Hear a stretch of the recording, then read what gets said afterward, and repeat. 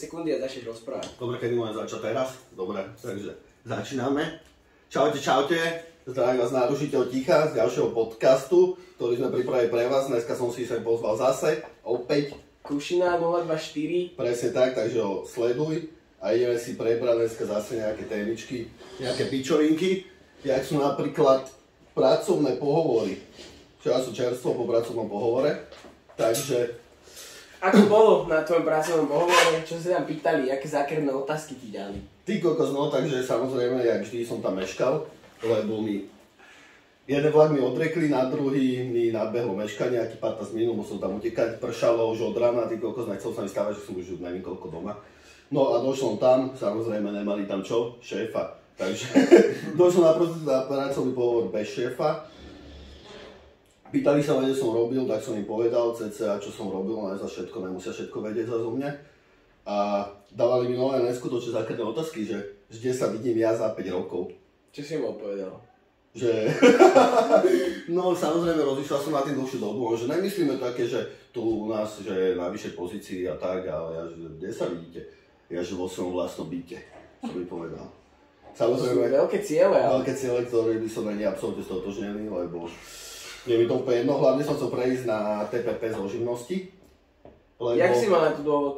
Dôvod je moja sociálna poisťovňa, ktorá mi posiela nejaké exekučné príkazy a takéto nezmysly. Furt niečo chcú, že? Furt niečo chcú, furt musí niečo platiť, niečo nezaplatíš chvíľku, neti on nábehne exekútor na účet. Ale hlavne toto, preto som tam išiel.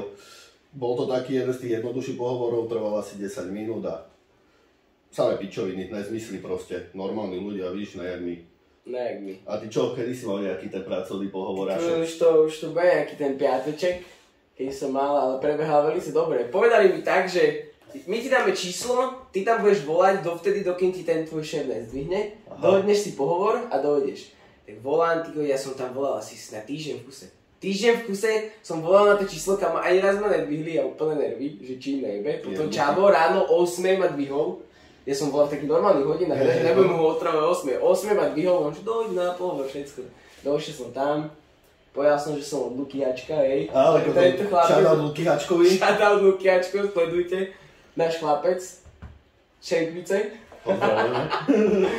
A on ma tam zavolal, tak som povedal, že tu od Lukáša Hradovského som, že áno, že spomínal mi. Pýtal sa ma, že či už som robil niekedy takúto prácu, ja iba, že maximálne v škole, že škola bola celkom o piču. No, som len musel byť taký vulgárny. Ale samozrejme môžeš. Stalo sa. A tak rôzne otázky sa ma tam pýtal, tiež tuším padla taká, že kde sa vidím. Akože, a čo si mu povedal? Ty kokos, ja, že no dúfam, že v tejto firme. Aha, som to zahral, som to takto, víš, že...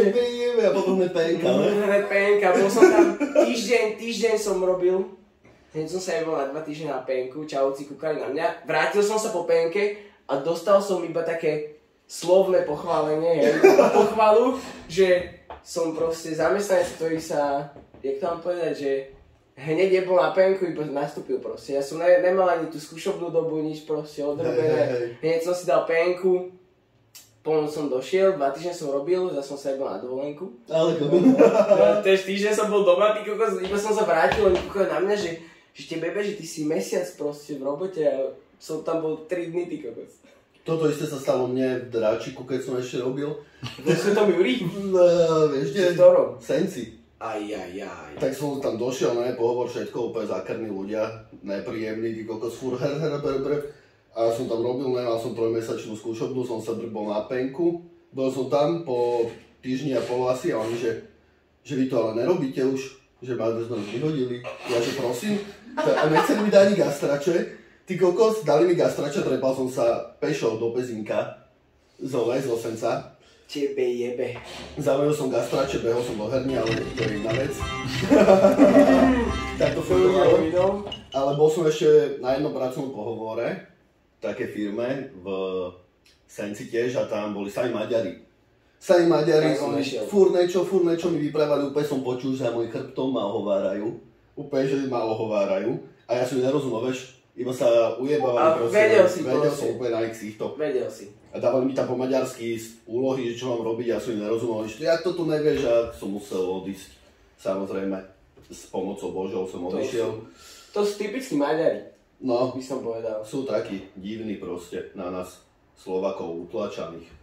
A pritom sme im pomohli. Pomohli sme im veľmi, proste hoci čom, taký Maďar dojde za mňou, vieš pomôcť a že jasne vendu zvolaj. Ale...